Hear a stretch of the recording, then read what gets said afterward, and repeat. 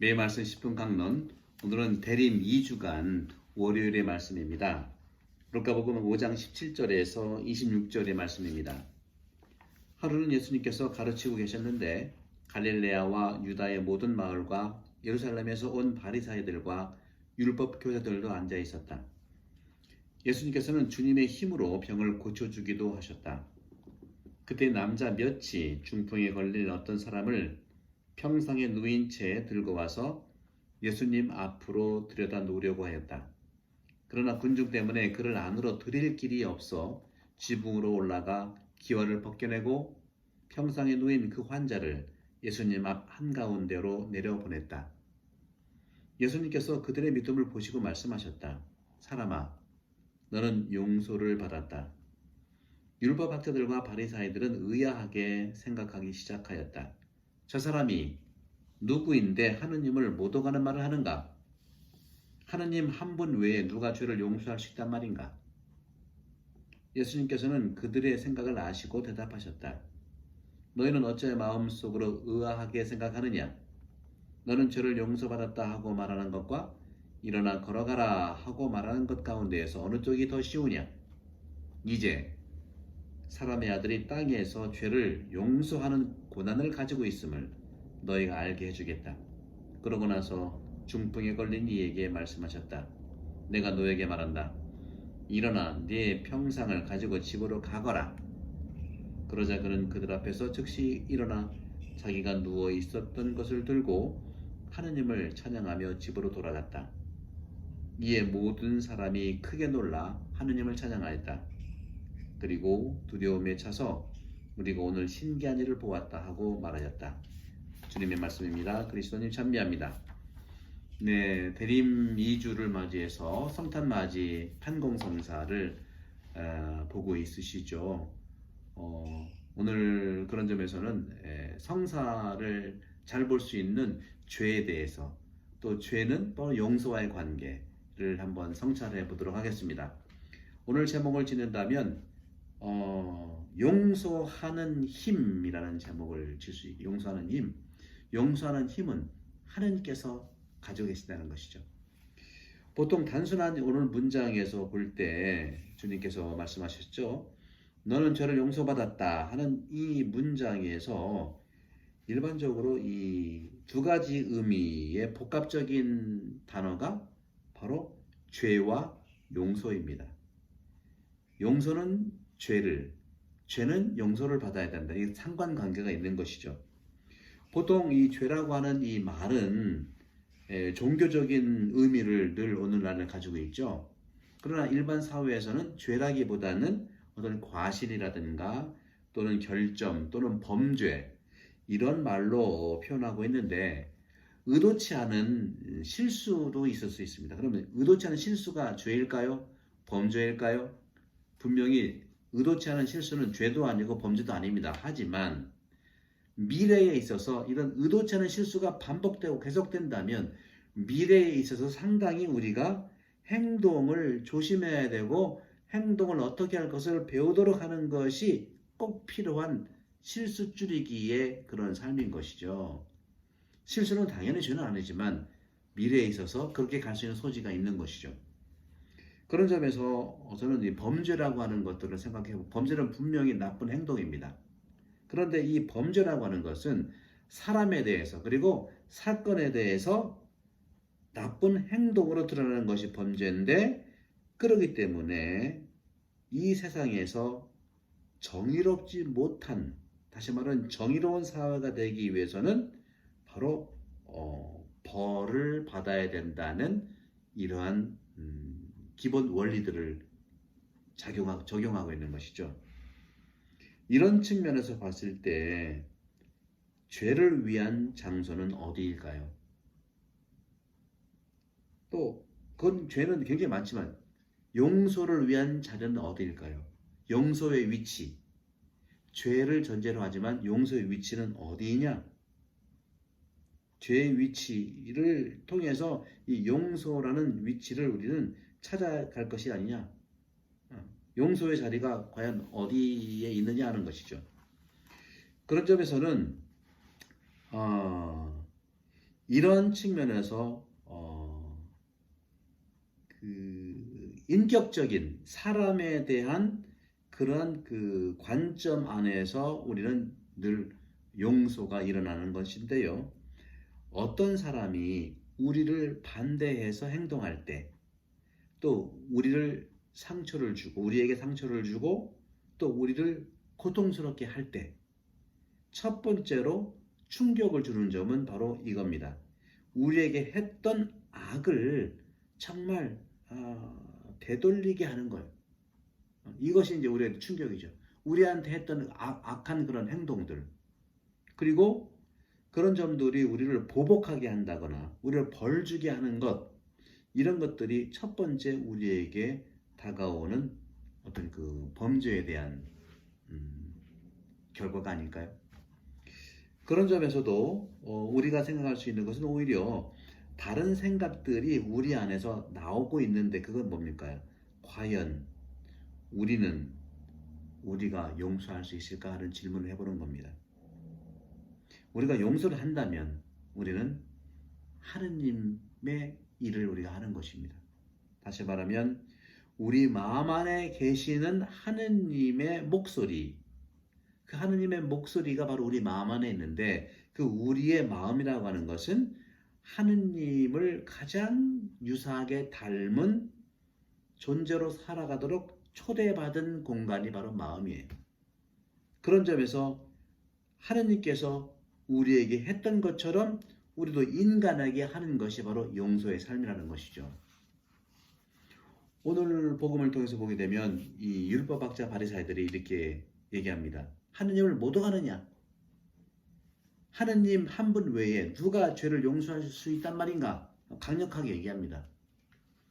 그렇습니다. 우리가 만일 용서할 수 있는 능력이 있다면 그것은 바로 히브리 사람들의 줄곧 이렇게 얘기하는 것 때문이 아닐까요? 어떻게 해요? 조금 전에 얘기한 것처럼 하느님만이 죄를 용서할 수 있다는 거죠.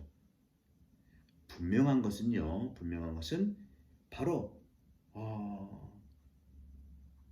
상처를 받은 사람이, 또 상처를 준 사람이 용서를 해야 된다는 것입니다. 이건 분명한 논리적인 거예요. 우리에게 모욕을 줬거나 상처를 입혔거나 봉변을 당하게 했거나 이런 사람이 분명히 용서를 청해야 되는 것은 아주 논리적인 겁니다. 그 외에는 다른 것이 중심이 아니죠. 하지만 좀 더 넓게 본다면 죄야말로 지 죄를 통해서 하느님에게 상처를 주는 겁니다. 그렇기 때문에 우리가 한번 상상해 볼 수 있는 것은 뭐냐면, 우리 위에는 태양이죠. 태양은 우리를 상처를 주진 않아요. 왜? 너무 멀리 있기 때문에. 또 우리 등 위에서 돌고 있기 때문에, 그런 사실 때문에 우리를 상처를 주지 않습니다. 오히려 그 작은 어떤 행동들 하나하나 때문에 많은 상처를 주게 되는 것이죠. 어디죠? 그 구약 성경에서도 그런 것이 나와요. 요나서인가요? 요나가 막 하느님께 짜증을 부리잖아요. 왜? 아주까리 나무 하나가 있었는데 아주까리 나무 하나가 사라지니까 아주까리 나무 하나 때문에 그늘이 생겨 좋았는데 아주까리 나무가 없어졌다고 해서 막 화내는 거예요. 태양 때문에가 아니라 아주까리 나무의 햇빛을 가렸던 그 그늘이 없어졌다고 화를 내는 거죠. 마찬가지예요. 태양 때문에 하라는 게 아니라 바로 작은 행동들, 이런 사소한 것들 때문에 용서할 수 없고 작은 거로부터 용서는 어렵게 갈 수 있다는 것을 우리는 교훈 삼아 알 수가 있는 것이죠. 그런 점에서도 우리는 생각할 수가 있습니다. 죄라고 하는 것은 하느님께 상처를 준다는 것. 적어도 이러한 변화된 감각들 안에서 우리가 돌아볼 수가 있는데, 그런 점에서는 성경은 이렇게 말합니다. 성경은 하느님께 정말로 상처를 준 것에 대해서 말하고 있는 것이죠. 사실은 하느님은요, 단지 높이에 계시는 플라톤이 얘기하는 이데아가 아닙니다. 저 멀리에 있는 철학적인 하느님이 아니에요. 성경에서 하느님은요, 오히려 우리 아버지가 되기까지 우리와 똑같이 사람이 되신 성탄의 신비를 얘기합니다. 하늘에 계신 게 아니라 우리 아버지가 되기 위해서 이 땅에 내려오신 거예요. 아버지께서 내려오셨다는 것이죠. 그런 점에서 이 아버지라고 하는 것은 오늘날에 있어서 그의 가족들의 누군가에 대항해서 죄를 짓고 정말 불의하게 상처를 준다고 아버지는 느끼는 거예요. 우리 자녀를 보살펴야 되잖아요. 누군가 우리 자녀에게 상처를 준다면 아버지 가만히 있겠습니까? 나서시겠죠. 그렇기 때문에 모든 상처는, 모든 공격은, 모든 모욕이라고 하는 것은 인간 각자에게 상처가 되는 것인데, 바로 인간에게 준 그 상처와 모욕과 봉변과 폭력은 바로 하느님 당신에게 상처를 주는 겁니다. 왜냐하면 하느님 스스로 인간과 함께 당신이 누구신가가 드러나는 신원을 가지고 있기 때문에, 하느님의 신원은 인간과 함께 드러나는 신원을 얘기하는 것이죠. 그렇기 때문에 이 죄라고 하는 것은 분명히 두 가지 의미가 있어요. 죄라고 하는 것은 벌을 받기도 하고 징계를 내리기도 하지만 용서받게 되는 하느님의 은혜라는 것이죠. 따라서 죄와 용서는 동전의 양면처럼 우리가 늘 묵상하고 살아가는 그런 주제라고 생각합니다. 주님께서는 말씀하십니다. 이제 사람의 아들이 땅에서 죄를 용서하는 권한을 가지고 있음을 너희가 알게 해주겠다. 그러고 나서 중풍에 걸린 이에게 말씀하셨어요. 내가 너에게 말한다. 일어나 네 평상을 가지고 집으로 가거라. 그렇습니다. 죄라고 하는 것은 하느님과 함께 신원이 드러나는 하느님을 공격하는 거예요. 상처 주는 거예요. 그렇기 때문에 교회 교부들도요, 정말 거룩한 거룩한 불변, 변화되지 않는 것, 그것이 바로 하느님께서 우리에게 주시는 끊임없는 용서라는 것이죠. 하나님은 우리를 용서하기 위해서 끊임없이 변하지 않는 거룩함을 우리에게 행사하시는 은총의 용서라고 하는 것이죠. 그렇기 때문에 우리 인간은 하느님과 함께 신원이 드러나고 정체성이 드러나는 겁니다. 우리는 그렇기 때문에 잘 압니다. 고해성사를 통해서 하느님의 자리에서 사제는 죄를 용서하는 겁니다. 사제 개인이 용서하는 게 아니에요. 사제를 통해서 하느님께서 용서를 하는 것이죠. 그렇기 때문에 하느님의 자리와 이 사도들의 자리에서 그런 점에서는 무엇보다도 먼저 복음에서 선포하고 있는 모든 세상 안에서 파견하기 전에 사도들의 자리에서, 하느님의 자리에서 용서를 해주는 사제의 고해성사의 사제겸, 대단히 중요한 하느님의 은혜라는 선물이라는 것이죠. 그렇기 때문에 사람들은 늘 이렇게 성사적인 그런 힘을 우리는 훈련하고 또 다가가야 됩니다. 여러분, 성사는 우리 죄를 용서해 주시는 하느님의 선물이고 은혜입니다. 대림식을 통해서 많은 분들이 성사해 볼 수 있도록 안내해 주시고 초대했으면 좋겠어요.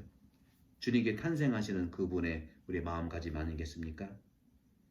그런 점에서 우리는 용서될 수 있기 위해서 모든 그리스도인들은 먼저 용서를 해야 됩니다. 주님의 기도에 나오잖아요. 그죠? 그렇기 때문에 우리는 장례 미사 때요, 장례 예식 동안 우리는 이런 말씀을 늘 기도하고 합니다. 이 땅에서 이제는 우리는 되게 이제 그 사도 예절에서 나오는데 이제 우리의 풍습대로 이분을 땅에 묻게 됩니다. 하면서 사제는 이런 말로 기도를 합니다. 이 사람을 용서해 주소서. 이 사람을 용서해 주소서. 정말 이 사람이 했던 잘못이 있다면 용서해 주소서. 모든 사람들은 우리를 얘기합니다. 우리 모두 용서해 달라고 합니다. 우리. 그런 점에서 이러한 그 미사 예식에 있어서 장례 미사에 있어서 이 신적인 기능의 인식을 취할 수 있도록 이 장례 미사는 그렇게 우리에게 자비를 베푸시고 용서하시는 하느님의 천국으로 들어가는 예식의 모습이 장례 미사라는 것이죠. 정말로 이러한 면에서 우리는 기꺼이 용서받을 수가 있기 때문에 주님께 의탁하십시오. 주님께 의탁하는 길만이 우리는 용서를 하십니다. 주님이 말씀하시는 것을 믿으십시오. 이제 사람의 아들이 땅에서 죄를 용서하는 권한을 가지고 있음을 너희가 알게 해주겠다. 여러분들 성사 많이 보시고 예수님 성탄을 맞이해서 우리 마음 속에 계시는 하느님을 잘 만날 수 있는 그러한 삶, 그리고 내가 용서를 베푸는 삶이 되도록 강복드립니다. 성부와 성령 교사는 여러분 모두에게 강복합니다. 감사합니다.